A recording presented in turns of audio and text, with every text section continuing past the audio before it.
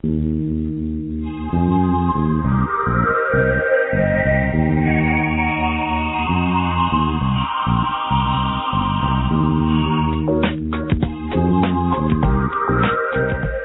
to Just Energy Radio with your host, naturopath and medical intuitive, Dr. Rita Louise. We have learned from Einstein's theory that matter and energy are one. Physicists believe that all systems in nature have their own particular way of vibrating. From the swinging of a pendulum to the waves of the ocean to the light that brightens the sky each day, each of these oscillates at its own unique rate. The same holds true for every thought, feeling, event, or word we speak. Each has its own frequency or rate of vibration. What many of us don't realize is when we take everything in our universe down to its simplest form, it is all just energy. Join Dr. Rita Louise on a journey through time and space where past, present, and future collide. Today, what you believe may be called into question. What we want to know is, who made up the rules? Be brave and step outside the box. We are about to turn our world upside down and venture into the unknown. Hold on. We are departing our own beliefs and entering alternative realms. Enjoy the possibilities.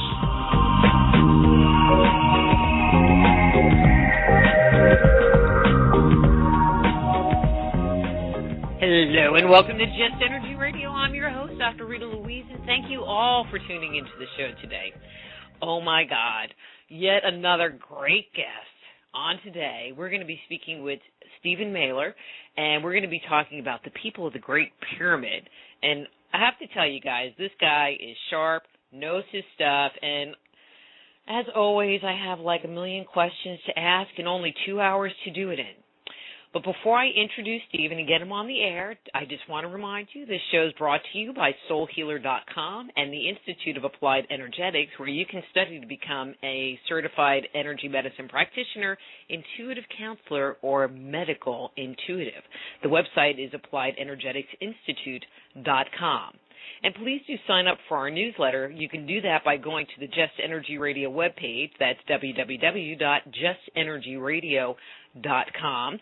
And sign up there. You can also access our almost, in 3 weeks, in not that much time, we will have 5 years worth of archives of excellent programming like you're experiencing today. So let me tell you a little bit about Stephen and get him on the air so I can start with my millions of questions. Okay, Stephen Mehler's fascination with ancient Egypt, which began at the age of 8, has guided his education and spiritual work all his life. Since 1992, Mehler has worked with and been a student of Egyptian-born Egyptologist and indigenous wisdom keeper, and here's a doozy name, Abd'El Hakim Awyan, popularly known as Hakeim. See, I can say that. Stephen has written 2 books, The Land of Osiris and From Light into Darkness, The Evolution of Religion in Ancient Egypt. And I'm already interested in that one, so we're probably going to have him back on the show to talk about that book. But today we're going to be talking about The Land of Osiris. So please welcome to Just Energy Radio, Stephen Mehler. Hey, Stephen, how's it going? I'm fine, Rita. It's good to talk to you today, and I'm very glad to be on the program with you. I am just so excited to have you on and talk about one of my favorite subjects, Egypt. But let's start here. Since I haven't had you on the show before, and this is something I like to do because we do keep all the shows in archives, so if someone is interested in your work, they can just access, every interview that we have with you. But I always like to start the first appearance with just kind of getting to know you a little bit. So Sure. How did you become interested in the study of archaeology and Egyptology in particular? Well, actually, Egypt comes first. I say that I've been formally involved in this research for going on 44 years, but it really, as you said, around the age of 8. And it's to my mother's blessed memory that she always kept around our house. And now I'm talking about growing up in the late 40s and early 50s, so I'm dating myself. She had the 2 great pictorial magazines of the day, which would be Life magazine and National Geographic. And an incident, of course, which I'll never forget, around the age of 8, I was just thumbing through an issue of National Geographic, and I stopped dead on a picture of the Sphinx and the Great Pyramid. Now, at the age of 8, I cannot articulate what happened to me. I can tell you now that I believe the Sphinx made an unconscious connection with me, and the Sphinx has guided my work in Egypt and the academic work all my life. But I couldn't articulate it then. It just was a fascination. I mean, I just could not stop staring at this photograph. So the information that I had as a young boy about Egypt was strictly from the fact that I was raised in a Jewish background. And so what I was given was the so-called story of Exodus, the Passover story of the Jews, their famous story of liberation. And all the information that was given to me at that age was that the Egyptians had been very cruel, harsh taskmasters, had put the Hebrews to slavery and this and that and this and that, and they were cursed by God. Something happened at that age where it just didn't, that story, the religious training I was getting did not reconcile with what the image, with the energy I was getting. So to make a long story short, I always had a fascination with it. I wouldn't say at the age of 8 it became determined in my mind, okay, I'm going to become an Egyptologist or I'm going to study this history. No. But I always had an interest all through my formative years of anything Egyptian, pictures, photographs, glyphs, jewelry, anything I could see. And it just did not jibe with the information I was getting about it. So that led me on a path to want to discover things for myself. So what it then made me interested in was science, because religion didn't seem to have the answers for me. Religion didn't seem to be providing any objective truths for me. So I decided my career, my academic pursuits would be in the sciences. And then I went on and got 3 degrees in the sciences, including 2 graduate degrees. But really the interest in archaeology, to put it all together, happened to me as I was working on my first master's degree. I became very friendly with a woman archaeologist, anthropologist at San Jose State University in San Jose, California, where I was going for my master's degree, my first master's. And she arranged for me to work on an archaeological dig in the south of France in the summer of 1974. And that's when it really became it. I was trained by one of the world's greatest prehistorians. He has passed away, the late Professor Francois Borde of the University of Bordeaux, who was the director of antiquities of all of southwestern France. His background, his doctorate, was actually in geology. So he not only taught me basic field archaeology, but geology as well. And that has gained me tremendous background in the work that I've done, having a basic background in geology too. And I fell in love with archaeology and prehistory from then on. And since I had that great interest in Egypt up to that point, it then became my life's work in researching Egyptology. Really, my interest in Egypt formally began in 1968, and that will lead to a later discussion of my second book, because it was the discovery of a little-known work of Sigmund Freud, who, as an undergraduate, I had been very interested in his theories of psychoanalysis and psychology, but I didn't realize that Freud had a tremendous interest in archaeology. So he wrote a series of essays in 1934. He wrote the last essay in 1939, and a book was published 6 months before he died. He went to England, of course, to escape the Nazis, called Moses and Monotheism. That book, Freud was contending that Moses, the Hebrew lawgiver, had actually been an Egyptian priest, and the teachings that he was bringing to the Hebrews were Egyptian teachings based on a particular king who had the title Akhenaten. Now, we're getting off on a tangent, but just to tell you that I became obsessed with this particular king from 1968 to this day, period, and that's really what the second book, From Light into Darkness, is about, how religion evolved in Egypt. But that became then my life's work. I was going to have an interest in Egypt, and then after getting a background in archaeology, that was it for me. It became Egyptian archaeology, really my major interest. But I have to tell you, Akhenaten has to be one of my favorite pharaohs. Well, we're going to have a great discussion when we'll talk about my second book, because there's about 5 chapters in From Light into Darkness that deal with Akhenaten, his connection not only to Judaism, which has been mentioned by other authors, in fact, a guest that you're going to have next week. How synchronistic is this? The next guest that you're going to have, Gary Greenberg, has written a book called The Moses Mystery, which is one of my major sources in From Light into Darkness.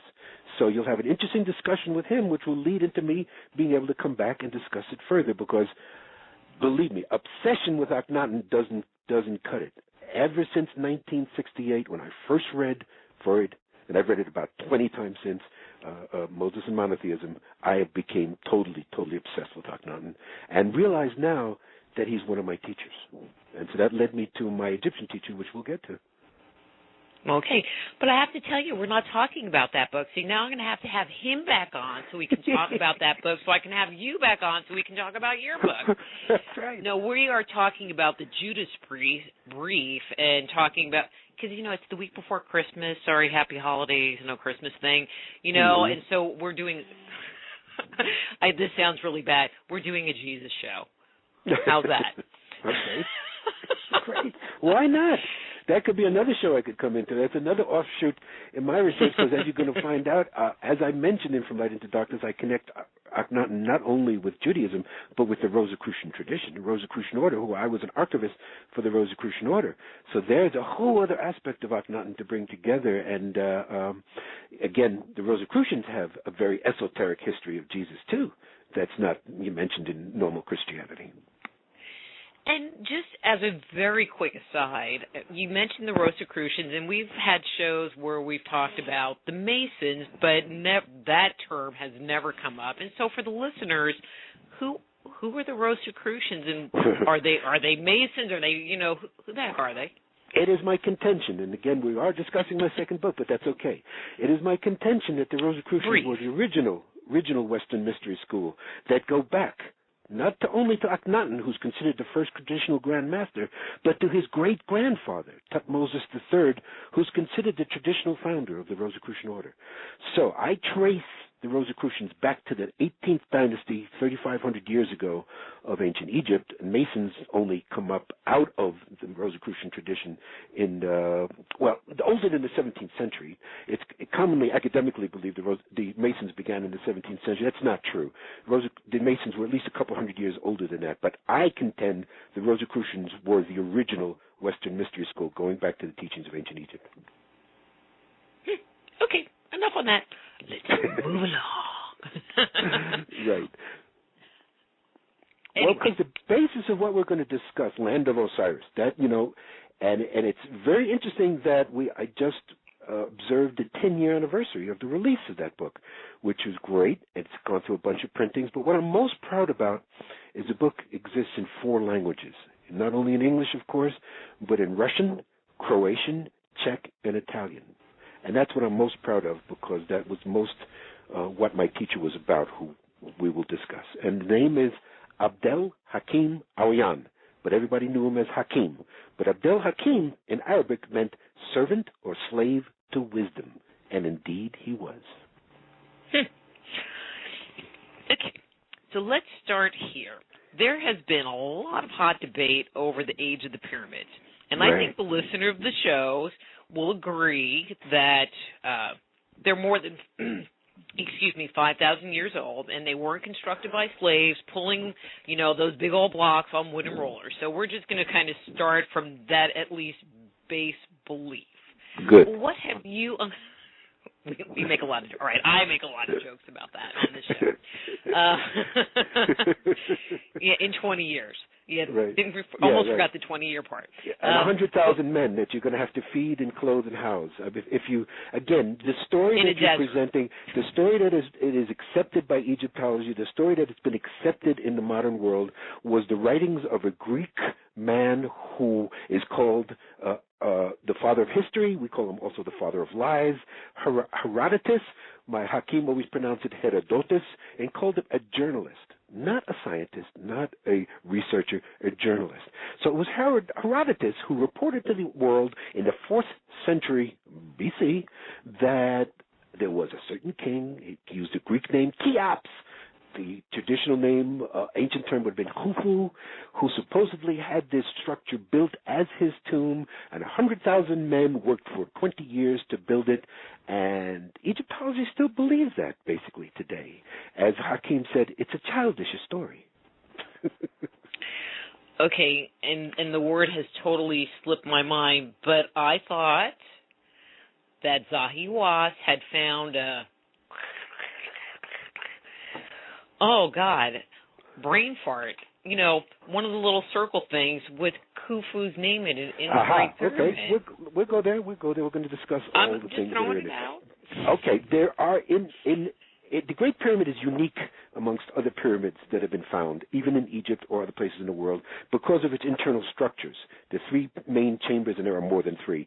But what you're talking about is so-called king's chamber, where they believe the so-called king was buried. No evidence of a coffin, no evidence of a burial ever been found. No inscriptions are on the walls in this chamber. But there are 5 relieving chambers above the king's chamber, called relieving chambers. Again, we'll talk about the engineer Chris Dunn, who has established that they are not relieving chambers. They don't relieve anything. But they are 5 chambers above the king's chamber. In 1838, there was a British gentleman named Richard Howard Weiss, who was leading a team of investigators. They used gunpowder to blow in. They found evidence to show that there were chambers above the king's chamber. One chamber above the king's chamber had been discovered in 1765 by a British gentleman named Nathaniel Davison. So they already knew there was a chamber above the king's chamber. Weiss found that there were 4 other chambers above Davison's chamber. They used gunpowder to blast their way in, and in the upper chamber, they found supposedly on the walls in red ochre paint. Now that's interesting. We have to discuss this in detail so that you understand why we say these markings cannot possibly be legitimate. But they found markings in there that supposedly had a cartouche, is what you're talking about. A cartouche, French word, which means bag of holding. It's a papyrus knot that usually has a royal title in there, and there was the title Khufu. So Azahi has used that, and he's no longer in position of power in Egypt for many, many years to establish the Egyptological claim that the Great Pyramid was a tomb built for this gentleman. However, upon rigorous analysis, it's easy to prove that those markings are a forgery and that they were forged in 1848 by Weiss and his team. Really? Oh, no doubt about it. I mean, there are people who argue about it, want to argue about it. But I'll tell you what, here's an example of how we deal with this. I was arguing this, now this goes back to 1998. There's an Egyptologist from the University of Wisconsin named Edmund Meltzer, Dr. Edmund Meltzer. He's an Egyptologist, PhD in Egyptology. He is considered one of the world's experts on Egyptian hieroglyphics. So I approached him. I said, Dr. Meltzer, can you show me another example of a linear script, which means it's written in a not how hieroglyphs are usually lifted up and down. It's written in a line. But I said, can you show me another example of a known fourth dynasty script? Now, that's what they're dating the Great Pyramid, what they call the fourth dynasty, the Old Kingdom, which is about 4,500 years ago. I said, could you show me another known example of a fourth dynasty script written in a linear style in red ochre paint, which is what the markings are above the king's chamber? He said, oh, certainly, I know there are. Okay? This is 1998. I'm still waiting for his response. Nothing doesn't exist. They did not make hieroglyphics in red ochre paint at that time. It is a forgery. So the answer then is there is no inscriptions, there is no documents. The Egyptians have no papyruses, no documents, no reliefs anywhere that mention that the Great Pyramid was a tomb for anyone. In fact, the Egyptians left us nothing, no documentation at all when it was built, how it was built, or who built it. It's all just supposition. And what Egyptology does is it takes assumptions and has now made them into absolute fact. And that's why Egyptology happens to be one of the most conservative of all academic disciplines, in that they really resist new information and changes. And so we've been dealing with an assumption for over 150 years that Herodotus was right, with no evidence whatsoever. But it seems like, and this has just been my observation over the last couple of years, is that there are a lot of people that look at something and make, I'll use your word, suppositions, and then people just assume what they say is correct and then kind of take off from there and try to take whatever they find to make it fit into this box that may or may not work. Exactly, and that's what they have done. And this is why they discard anything that doesn't fit in their accepted paradigms. And unfortunately now the evidence has gotten so overwhelming, as we'll discuss, because we've had other people, scientists, who've now observed the Great Pyramid for the last 100 years, but particularly in the last 30, 40, 50 years, who are engineers, physicists, and other geologists, and they have a different opinion, and they're not caught into the paradigms of Egyptology, and they're able to step outside the box, which is what this show is all about, and look at it from particular other disciplines. This is something that again, I came into my academic career in the 70s. When I started doing graduate work, it was very popular then, the idea of holistic research, of not just being caught in an academic obscurity, of isolating yourself in a box of a specialty, but different disciplines working together. And that happened to be that it first started to come into the field of anthropology, archaeology in the 70s, where people would have their archaeological teams with an interdisciplinary approach. And to my opinion, my view, that's the only way to do it. When I'm in the field, if I was to choose a team, I would be not only archaeologists, we would have artists, we would have sculptors, we would have engineers, we would have geologists, we would have chemists, we would have physicists. And these are the people who've been looking at the Great Pyramid in the last 50 years, like we mentioned, master craftsman and engineer Christopher Dunn, who in 1998 wrote the landmark book, The Giza Power Plant, where he back-engineered the Great Pyramid and came to the conclusion that it is a machine, never was a tomb for anyone, and that is in total alignment with the tradition that I bring forward, the oral tradition, and that's what we should discuss. Well, okay. Before we get there, though, or this might kind of tie into it, based on your research, when do you think the pyramids were built and why? They are machines, so that's the why. When? We can't say exactly, but we have given clues. Again, my teacher Hakeim gave us clues. Many people are obsessed with studying Egypt and looking at what they call star maps, where they think the pyramids or they think the temples were laid out in certain reflections of star systems, of constellations. We don't hold to that theory because we're saying that the Great Pyramid was built much longer, older than these people would agree, so that the sky was not the same as it was then. However, the only clue that the oral tradition gives us is that when the Great Pyramid was aligned, Polaris was the pole star, and it is aligned to the pole star. Now, Polaris is about to become a pole star again, which means if you take what's known as a great year to the ancient Egyptians, a precession of the equinox, you're looking at 26,000 years when Polaris was the previous pole star. So we're saying the Great Pyramid was aligned. It was first laid out 26,000 years ago. I'm saying by 20,000 years ago, it was fully functioning. So we're going to come back to that. Sure. We're going to come back to that because that's a whole huge discussion.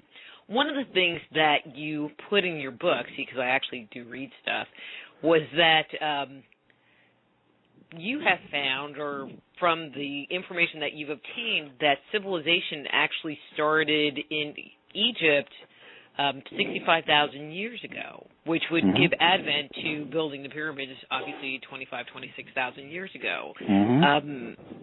Talk about that a second. I mean, sure. What have they found there? This is the oral tradition.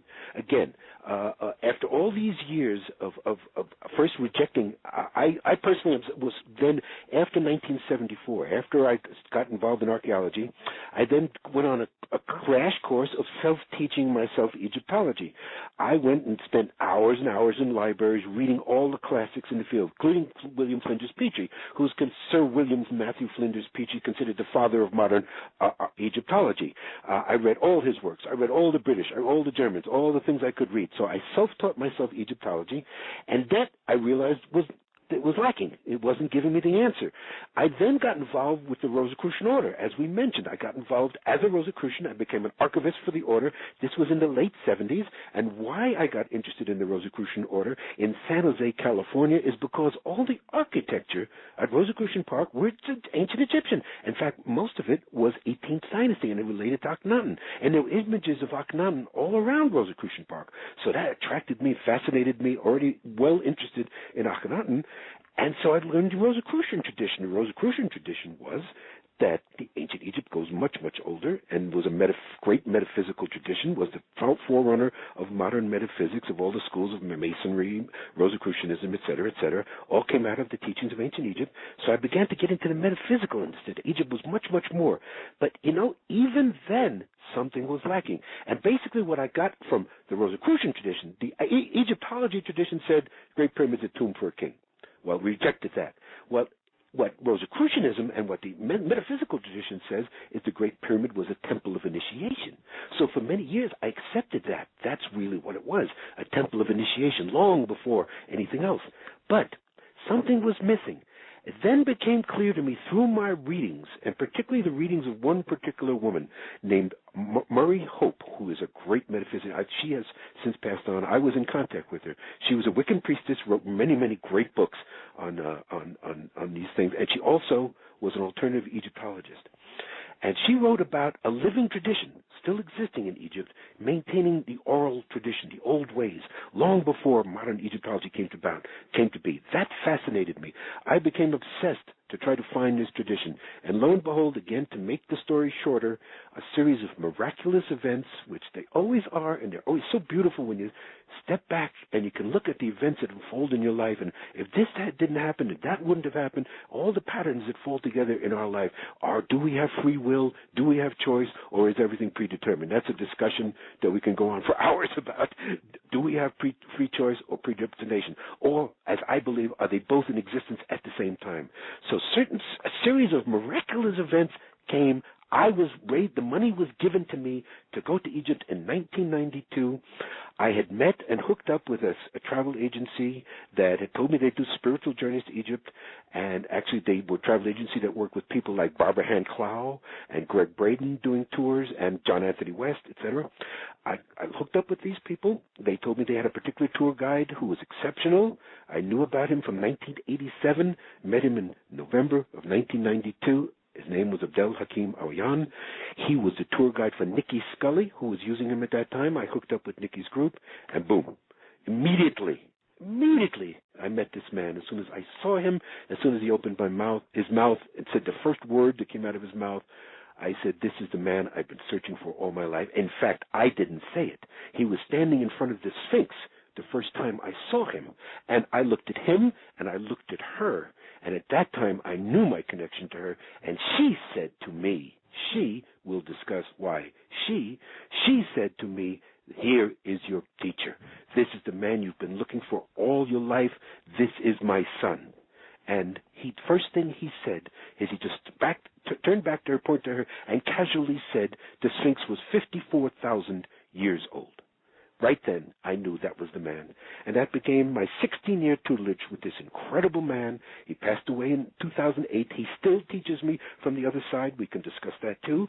But what he presented was the oral tradition.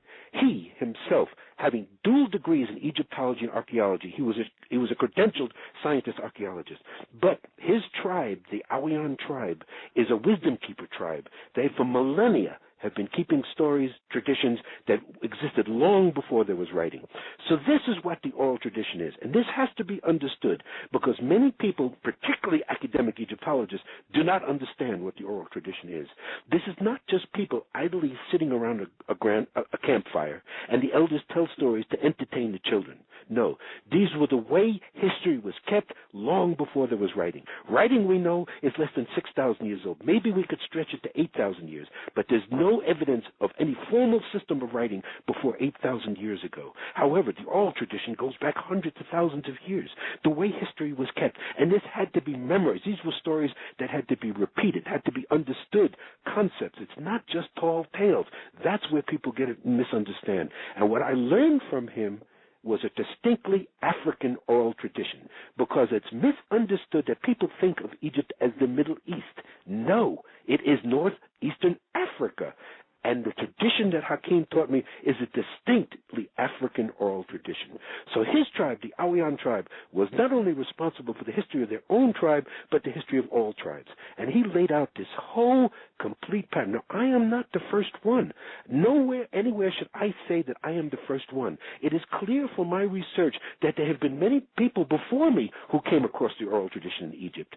Particularly a great mystic, who I'm one of my favorites, is George Gurdjieff. George Gurdjieff talked about discovering in Egypt an esoteric Christianity. He said he found a Christianity that existed thousands of years before Jesus. Well, it wasn't Christianity, of course. It was the oral tradition. And there are other authors. There's a man named Paul Brunton who wrote a book in 1935 called A Search in Secret Egypt. I advise anybody who's be interested in what I'm saying to read this book, because there's no doubt that Paul Brunton came across the oral wisdom keepers, the Hakims of the day, and spent the night in the Great Pyramid and talks about it. So I realized that this was a tradition other people had talked about, but no one had ever created a formal system before. Hakeim had the background to do that. He was chosen by his masters to do that. He could speak at least 7 languages, and actually more than that, but this is the uniqueness of the man. Not only, of course, could he think, read, write in Arabic, that was his native language. He could think and read and write in English. Now, how many people do you know that can do that, that are born into a certain culture, a certain language? Sure, they can be multilingual, can speak many different languages, but can they think in another language?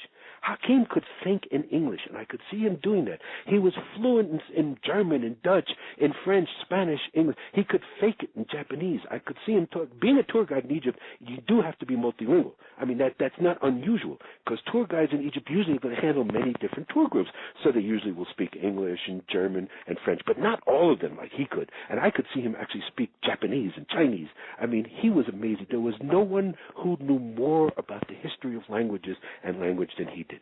So what he presented was a formal system, and we created a system we called Chemtology as opposed to Egyptology, because Egypt was not the correct word. We have to start there.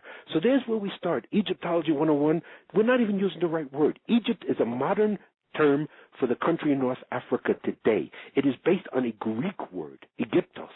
It comes from a term, Hegepetos, that the Greeks transliterated from the ancient term. But the ancient term was called Het-Ka-Ptah. Het, meaning the place. Ka is another word we can get into long discussions about, but it means the etheric body, or the double, or the personality. And Ptah is traditionally considered one of the creator gods. Well, they're not gods. So it's a creator principle, or principle of masculine creation. So the term is actually saying on a stele in a site which is called today modern Egyptian village of Mitrahena, was the ancient Egyptian site of Memphis, term was Menefer, where the old capital was, and a stele had been erected by a Greek follower in around 200 BC. It's called the Stele of Apries, and there is the term Het-Ka-Ptah. First time it appears anywhere. It's the place where the double or the personality of Ptah manifested. It only related to that one site, which the Greeks called Memphis, ancient term Menefer. Only one site. It wasn't the civilization. That became Het-Ka-Ptah, Hegepetos, Egyptos, the modern word Egypt. The ancients called their civilization Chemt, usually written KMT. We say Chem, or Al-Chem. The T ending became later because it's a feminine ending to make the land feminine. It really was just Chem. And what did it mean? It meant the black land. It meant the land that's deposited when the Nile, she floods. And that was the basis of the civilization. It usually happened around the end of July, called the dog days of summer, relating to the rising of Sirius. Sirius was very key in this civilization. We'll discuss that too. But key for here was that it was the rising of the Nile, the flooding of the Nile, that get the base of the civilization. So they called their civilization the Black Land. Chem. Later became Chemt. We call it Kemet, right? It's spelled many different ways. But Hakeim and I, working together, developed the discipline of Chemtology, which is opposed to Egyptology. And it's based on the concept of cycles, that there is no beginning, there is no end, that all that exists is just never-ending cycles. And Hakeim would describe it as spiraling cycles, not just a cycle, but spiraling, always spiraling upward. And that's all there is. So basically, the teachings get broken down to a whole bunch of simple, basic principles, which is what the land of Osiris is about. We talk about the number 5, how the key, there's 5 stages of the sun. That becomes the basic teachings. I can discuss that with you. And the 5 purs, the 5 houses, how we discuss, how pyramids came to be, temples came to be. So he laid out a basic structure, which I'd never seen before, and that's what that's what the land of Osiris is about. An introduction to Chemtology, to lay out this basic structure of an oral teaching that goes back, as you said, this cycle, never-ending cycles, but this cycle began 65,000 years ago.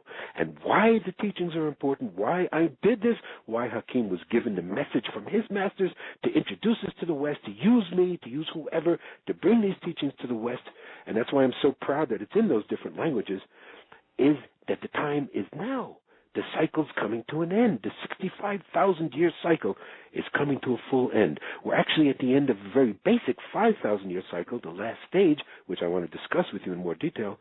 And so this corresponds with the indigenous teachings of every indigenous group in the world, the Mayans, the Tibetans, the Aztecs, the Native Americans. It goes on and on and on, all saying that we're coming to the end of major cycles now. Of course, we can talk about the Mayan calendar, 2012. That's the big one that everybody knows about. Well, that was a question I had. So why don't we just go there right now?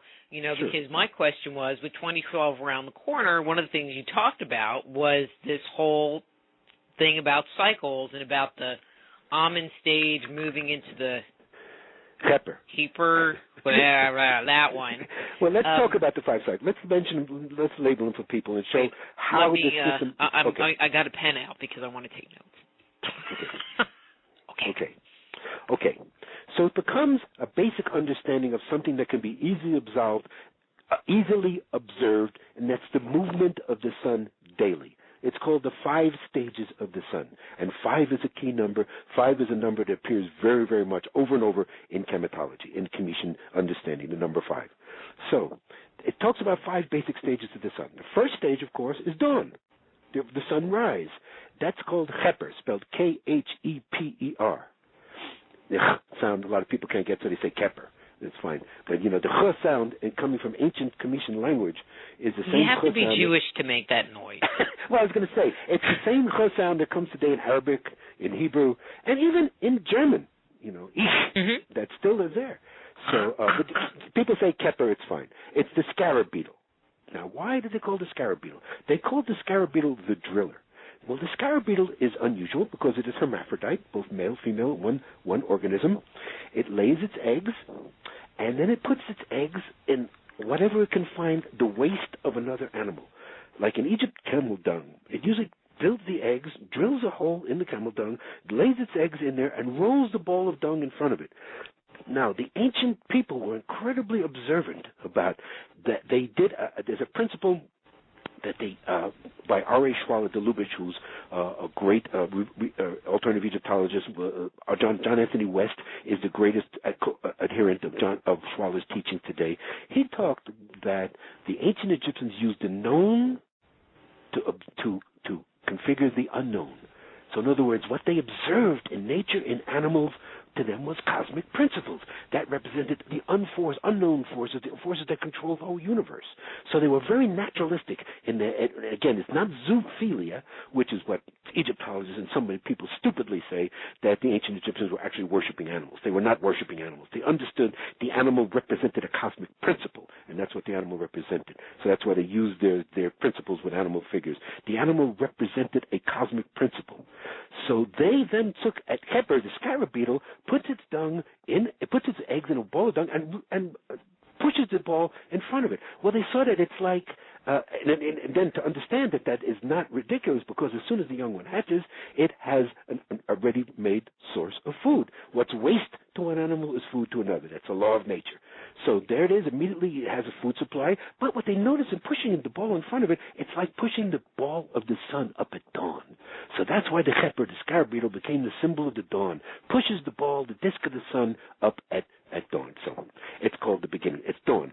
Now, it's interesting about the 5 stages of the sun. They not only represent the daily stage of the sun, but they represent a stage of consciousness in a developing human. They also represent an era in history or prehistory. So they are an aspect of cycle.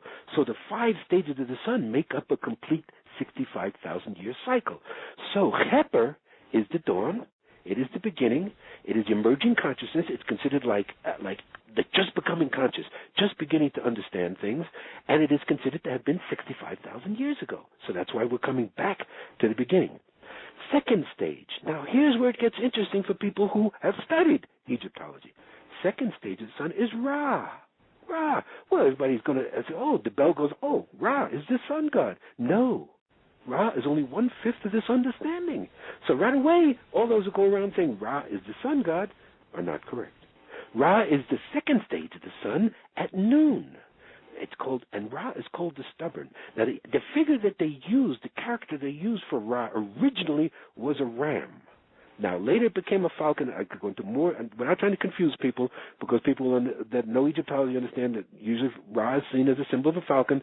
That comes later. That's well explained in the second book. We can discuss that another time, how the religion evolves, how the symbols evolve. But originally, Ra was a ram.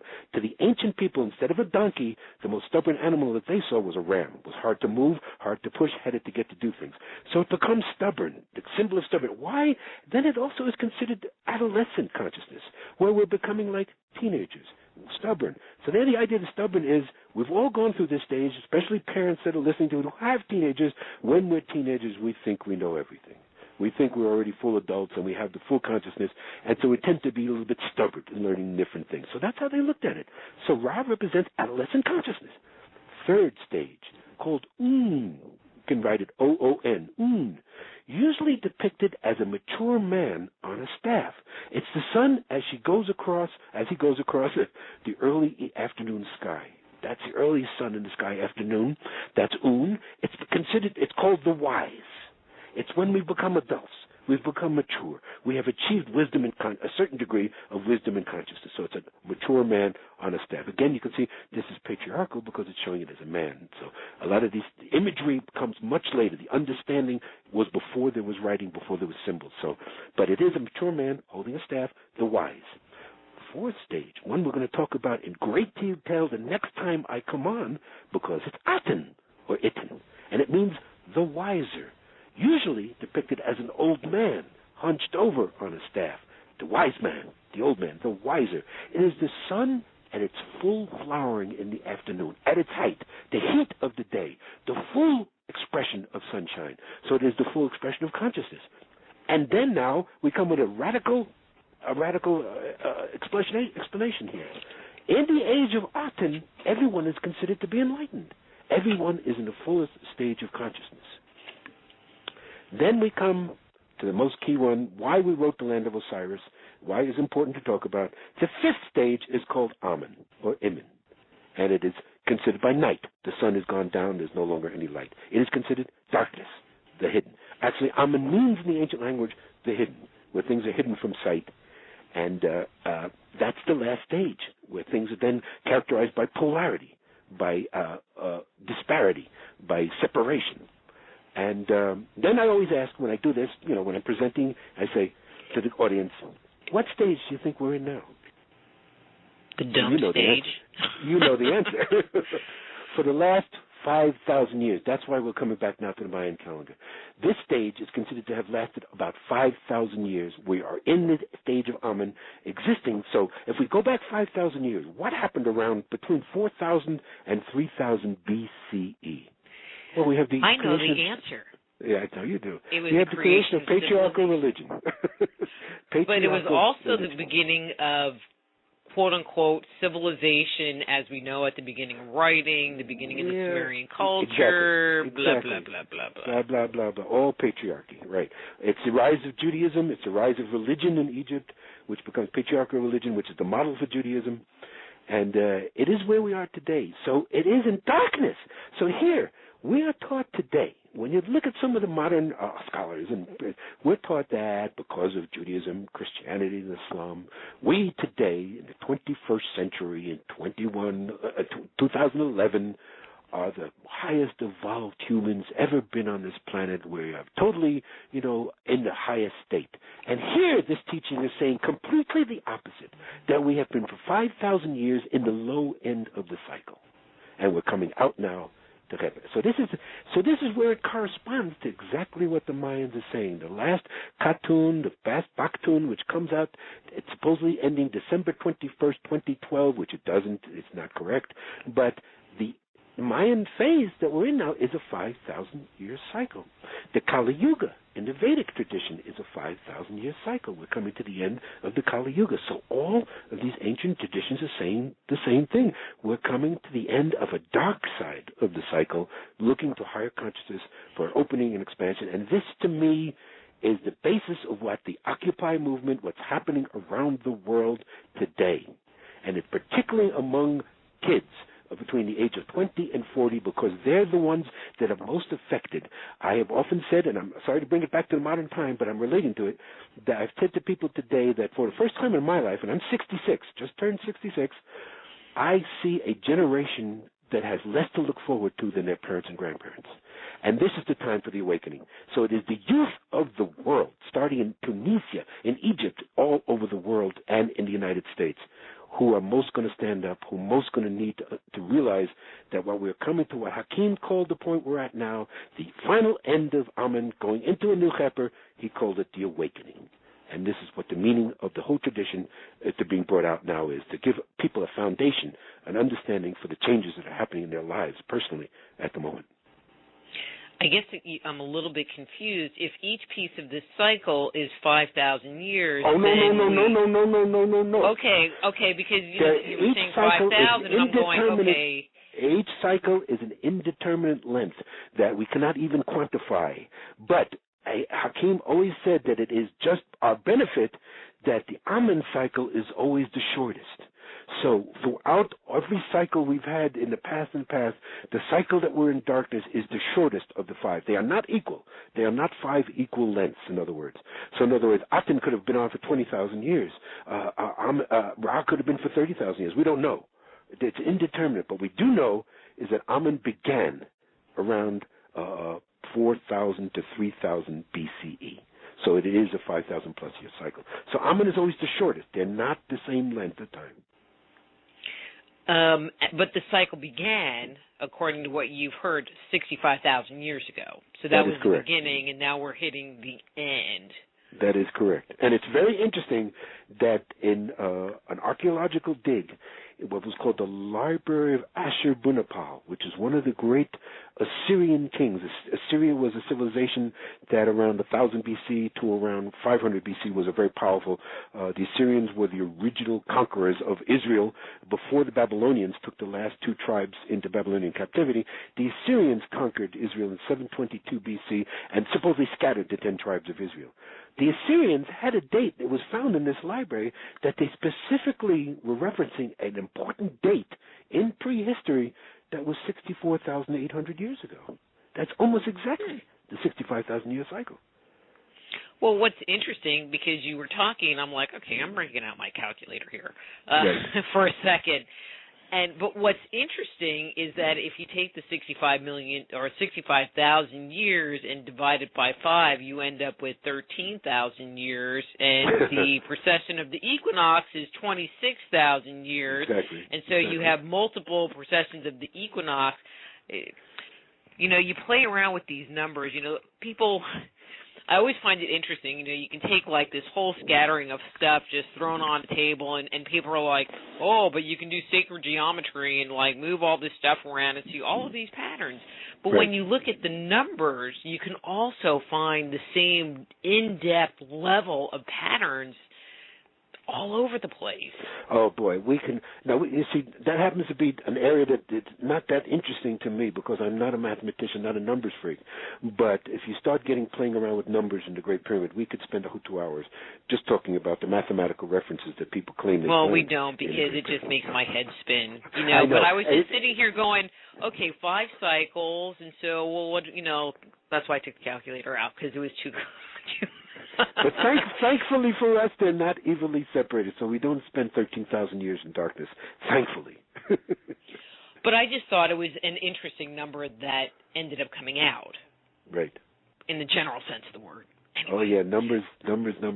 They come all over. Another key number is 42, which we'll discuss, which appears in Commission, because Hakeim tells us what was ancient Kemet was made up originally of 42 tribes. 42 number. There are 42 steps that always lead to a temple. There are 42 judges of Osiris.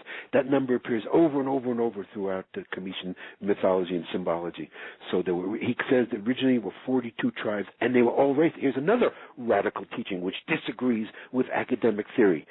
Hakeim basically was telling us that Africa is the mother of us all. Now, there's a big controversy. You may have people call in or write in, or people who are listening who are anthropology students, etc.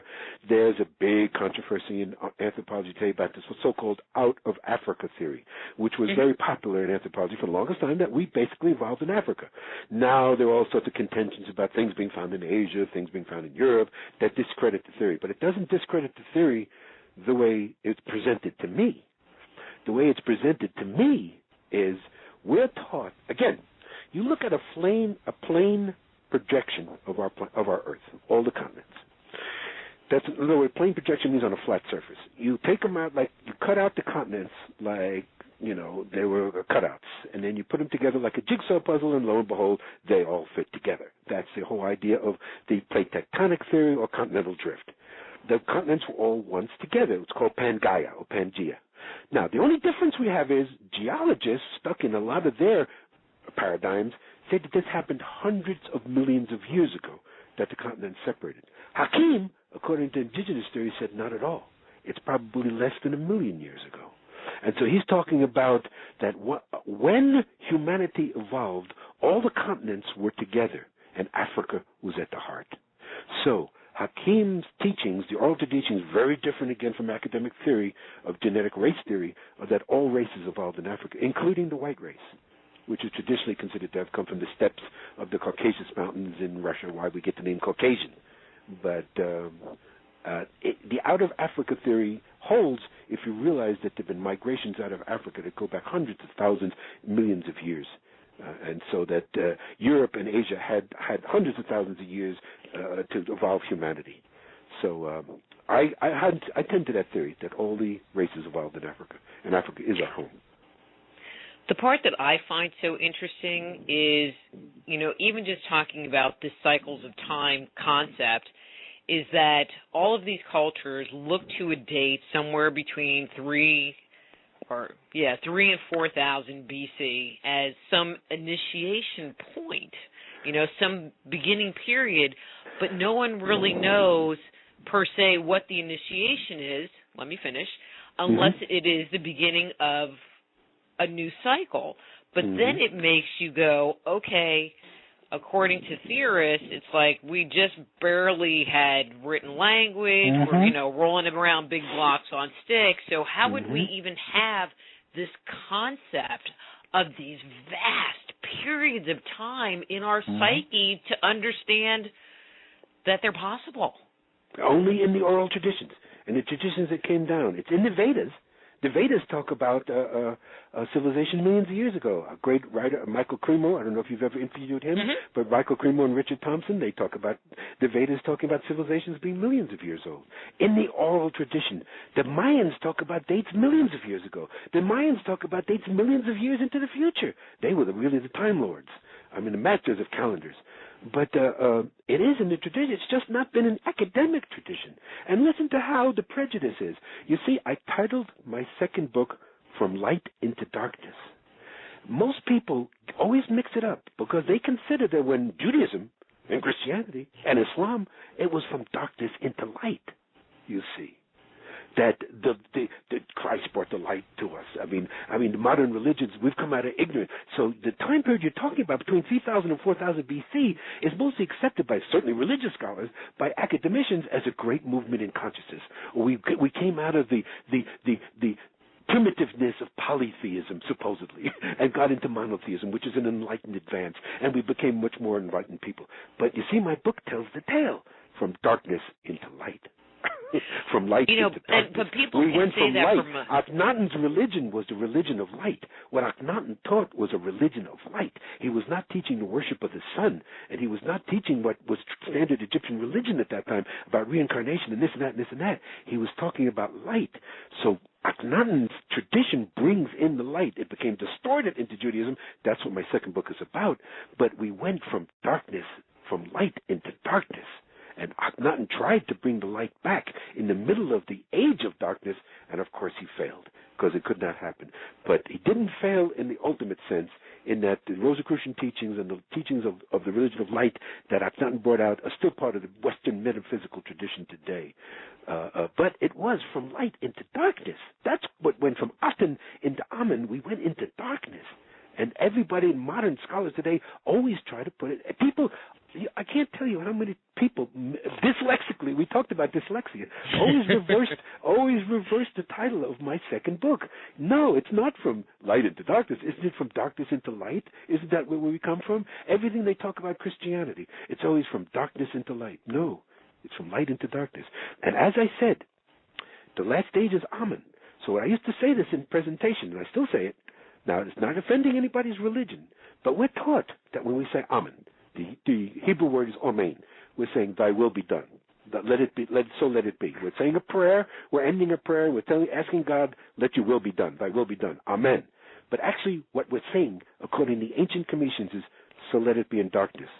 So let it be hidden. Yeah. It's like, I'm going, okay. We're going to just stop there and let's kind of bring it back into our topic. Okay, so we're going to take a break in 5 minutes, so I'm going, okay, what would be an easy question? I don't think there are any easy questions with you. No, what we'll discuss after the break is the 5 pers. So we'll say then, why do we say the Great Pyramid is a machine, not a tomb? So we have to differentiate what the real terms were. That sounds great. Yeah.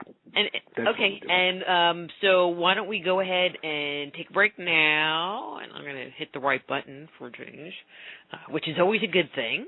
Yes. And when we come back, and actually I want to just talk about the whole concept of tombs versus non-tombs, and then we can move on to the other part. Okay. Excellent. I'm Dr. Rita Louise. We're talking to Stephen Mehler about his book, The Land of Osiris. His webpage is GizaPyramid.com. That's GizaPyramid.com. And we'll be back after these words from our sponsors.